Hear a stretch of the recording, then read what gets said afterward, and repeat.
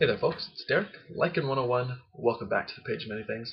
This, I'm happy to say, is another installment of the Pathfinder product review series, specifically the next edition of the Skull and Shackles campaign. That's right, here it is. Right there. Look at that awesome imagery right there on the front, right there. Isn't that great?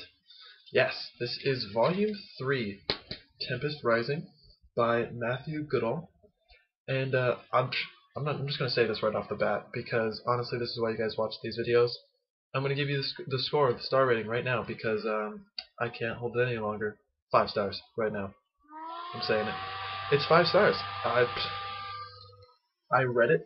I got this yesterday. Came in the mail, and I finished it within an hour and a half. Honestly, there's nothing wrong with this. I can't. It's weird. I mean, I know I say it like all the time that there's always got to be something wrong, right? Well, sure, it follows the same thing where there are stat blocks that are, just say, hey, go find this book. But I can't keep holding that against, the other books if they're going to keep doing that throughout the module. So I just can't keep, knocking off half a star every time. So just know that that is there. And I knocked it off before because it's the first time that it shows up. But if they're going to keep doing it, then it's going to be a reoccurrence, and it's stupid to keep knocking it off for that. What is this? What is Tempest Rising anyway? Is what you're asking, right? All right. So when we left off, your players were getting their own boat. They were setting out to get their own treasure to make a name for themselves.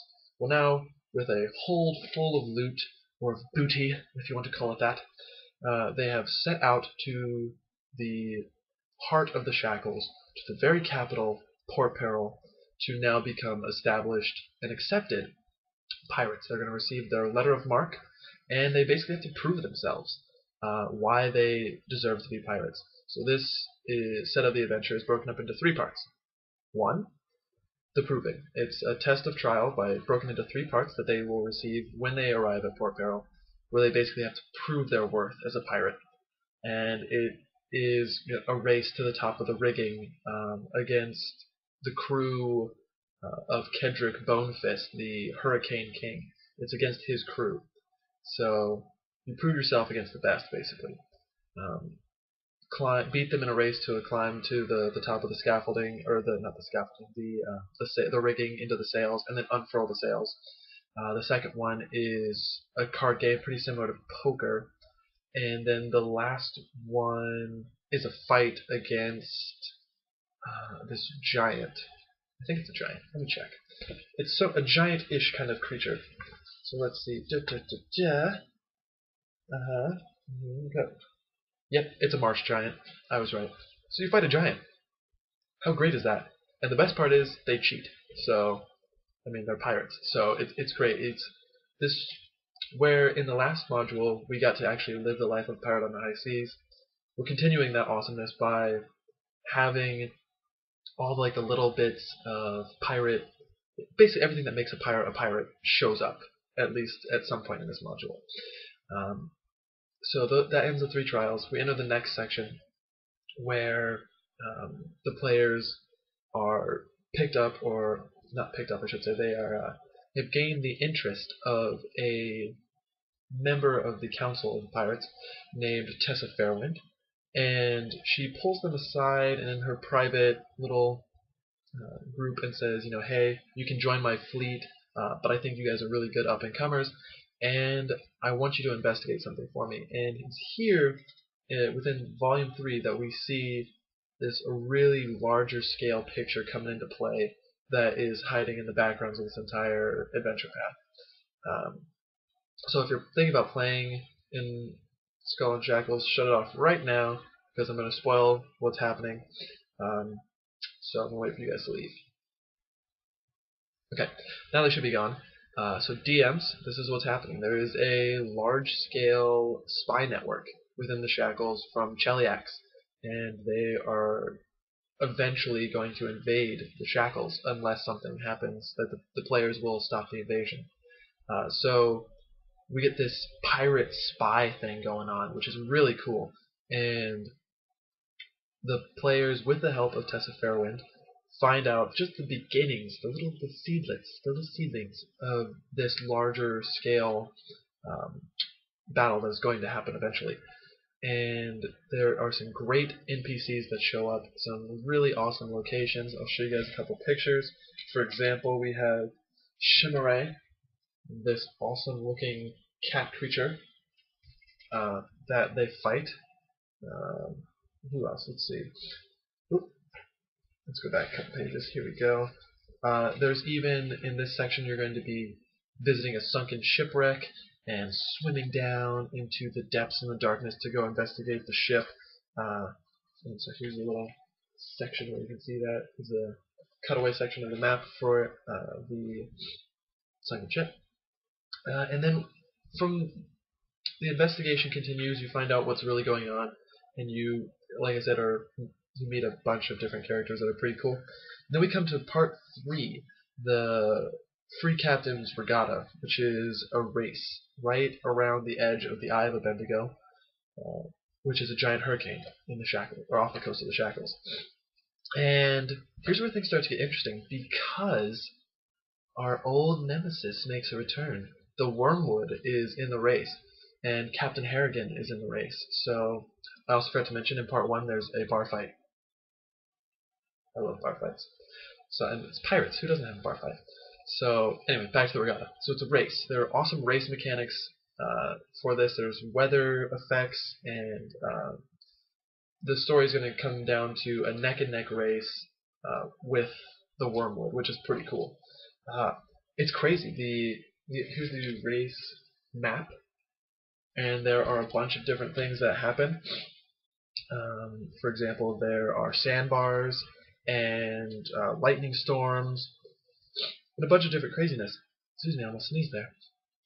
And the race, or the module, ends with the players either winning or with the players winning the race. So it's great. I mean, this section takes them to level 9, and honestly, there was nothing wrong with it. It was a page-turning read for me. I'm excited to run this for players. My particular group I know is going to have a ball with this, because there are several NPCs that show up that I know my players are going to fall in love with and want to continually see. There's a lot of time, or there's a lot of sections for a lot of role playing to develop, and side stories and side missions to come up in this section of the campaign.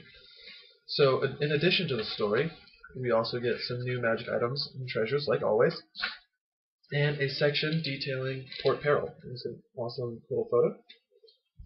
And it comes with a little gazetteer detailing at least 20, or almost 30 places in Port Peril, and a map of Port Peril, which is nice. But what's weird is, considering that the players were supposed to have started this whole thing in Port Peril, they were awaiting, trying to find their own ship or whatever, at the Formidably Made, a bar. In the little gazetteer, there is no mention of it, meaning that the Formidably Made tavern is small. You think, with it being the start of the module, it would show up in Port Peril later on, or the players would try to go back to it. But I think what that comes down to is really just that each section of the adventure path is written by a different person, and they can't always corroborate what they're doing. So just be aware of that, and you can put that into your campaign yourself, as I intend to do. And then we have one of my favorite sections so far of any AP, and that is the Lords of the Shackles, the Pirate Lords, and it has this really, really great picture. I hope you guys can see that. Bam. And I thought the Pirate Lords of the Shackles, there was only going to be like 8, but including the Hurricane King, there's like 20. And it details their name, where their area of operations, their level, their race, and their vessel. So it's really great. So we have, I'm just going to name off a few. Bedu Hanji, a male Rakshasa, which is pretty cool. Hedmic Wavebaiter, human male fighter 3, Road 2, and his vessel, the Strange Mercy. So we just got these really great different pirate captains. They provide a little paragraph in each one about like what they're currently doing, and a little bit about their backstory. or what's going on with them currently. Meaning, you can have your players meet a couple of these captains and then slowly start building like this little network that they have of people that they know that are really good free captains. And keep in mind, the whole goal is eventually your players are going to become the free captains. So then we go into an awesome section that determines random weather effects and stormbound hazards ranging from sliding around on deck to a serious hull breach. So storms can become a lot more dangerous in terms of running storms on sea. And then we have, of course, the amazing, amazing writing in the Pathfinder's Journal. Once again, and this is Section 3, League of Drowned Ghosts. And look at that photo. That is awesome. I want to build something like that. It's a giant collection of smashed ships. It's pretty cool. So anyway, that story's great. And once again, the bestiary is so cool. We have this small outsider. Like last time, we had a bunch of crazy new fish. We have a bunch of shark stats. Awesome, because let's face it, sharks are terrors of the sea, and they're going to chomp away and follow pirate ships because, let's face it, there's always going to be somebody walking the plank, right? At least I hope there is. It's a pirate ship. And then, sorry, I'm laughing, but this is my favorite one ever. It's a ship in a bottle. I kid you not. Look at that. It's a small construct, and literally what happens is there are little sprites that you can have that they go inside, and they like captain the little ship in a bottle, and they can fly around and like go across the sea in the air and attack people and explode. And when they explode, they have this ability called Shatter Spray. And the first time it fires its ballista, rams a creature or is dealt weapon damage. The bottle containing it shatters, spraying glass in a circle around it. All creatures in a 5-foot radius take 1d6 points of piercing damage. A successful DC 12 reflex save halves the additional damage. How awesome is that? It's a little ship in a bottle. I can see a captain like collecting on making all these little ships and bottles, and then making sure that they have these little magical properties. And then someone tries to take the boat or the ship, and then they're like, "Attack my minions!" And this entire armada of little ships and bottles come sailing out of the captain's cabin and like attack the people on board. How great would that be? It's so cool. And then we have the ship sentinel, which is basically a living figurehead that protects the ship, and it provides a bunch of different variants and stuff, which is really cool. I mean, who doesn't want their figurehead to be alive? And then we have this new kind of zombie called Void Stick Zombie, which is a specialty of the Kadaru or cannibals, which live on one of the far reaches of the Shackles. And they have these weird stick things they stab into people, and it poisons them. And then when they die, they become this weird zombie, like with all these sticks poking out of them, which is really cool. And then, of course, we have more treasure that you can send your players to go and look for. The Crystal Dodo, the Skeleton Ball Gown, the Howling Urn, and Void Sticks. So I know for a fact my players are going to want to go treasure hunting. So this continuation of awesome stuff for them to find and hear about in rumors and pirate legend means I get to create awesome pirate legends and stats for these things, and then the players are going to want to spend time treasure hunting and finding these things, adding them to their personal collections, and then raising their infamy and stats as awesome Pirates of the Shackles. So once again, that is the Pathfinder Adventure Path Skull and Shackles Volume 3, Tempest Rising, 5 stars. There was nothing wrong with it. I love the story. There's fights, there's new locations, there's stuff that you can pull from the old modules and sailing around and still have them taking ships and bringing on new people, and it's just great. We're seeing this nice continual rise in this section or this AP that is spectacular. It has no downfall right now. So I hope I don't, knock on wood, that we don't see it just crash and burn at the end. But we are now halfway through the module, or the adventure path rather, and we'll see where things go. Eventually, I know within the next module we're going to see more of this larger plot unfold. Eventually, the players will be captaining their own fleet, and then taking on the larger plot. I remember the next module in the section will be I forgot to mention the prize for winning the Free Captain's Regatta is you get your own island. So the players will be setting up their own island base, and that will be what will be happening in the next module. They'll be setting up their own island base, and then they have to throw a feast for all the free captains. So there's going to be some pretty interesting stuff happening next time. I think they're going to be delving into the mysteries of the Lost Empire of Golgon, which is, in terms of Pathfinder setting, a ancient civilization of Cyclops.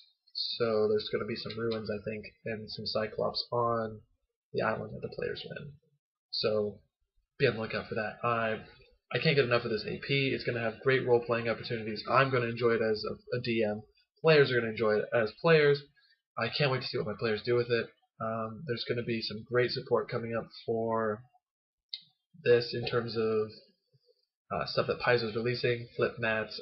There's all sorts of stuff that you can pick up in terms of little stuff at party shops and other stores like that.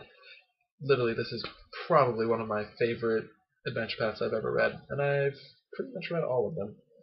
So anyway, 5 stars. I know I could keep rambling on about this, but I'm going to stop here, let you guys go.